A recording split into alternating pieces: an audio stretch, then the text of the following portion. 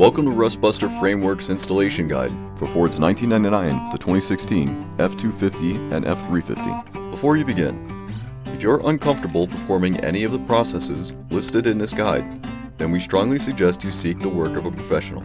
Ensure you have all the tools and utilities listed and that you are following all of their manufacturer's safety precautions during use. Step 1. Disconnect your vehicle's battery. Inspect for potential fire hazards such as leaking fuel lines and engine components. Repair or remove these before starting. Finally, clear the work area of any safety hazards. Step 2. Remove your vehicle's rear bumper and lift or remove the vehicle's bed to provide a larger welding clearance. Lift your vehicle. Remove the wheel on the side of the vehicle you are working on and support the center of the axle with the jack stand. Disconnect your leaf spring from the rear hanger and slowly lower the axle into the stand to allow the leaf spring to separate from the work area. This repair kit includes 4 bolts and nuts that can be used to reinstall your factory hanger. If you are not replacing it, torch and punch out the rivets retaining it to the frame. Step 3. Grind the work area free of rust and debris, revealing bare metal.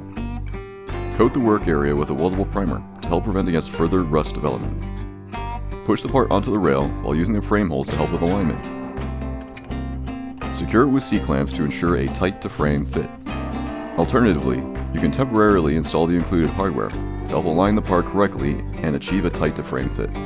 Step 4. Tack weld the part and once again verify the part's alignment. Remove the C-clamps and any potential fire hazards from the work area. Following proper welding procedures, weld 100% around all edges of the frame section. Step 5. Coat the part and work area with a primer or other rust inhibitor to help prevent or reduce the risk of rust formation. We recommend our Rustbuster Rust Converter and Primer Spray Paint.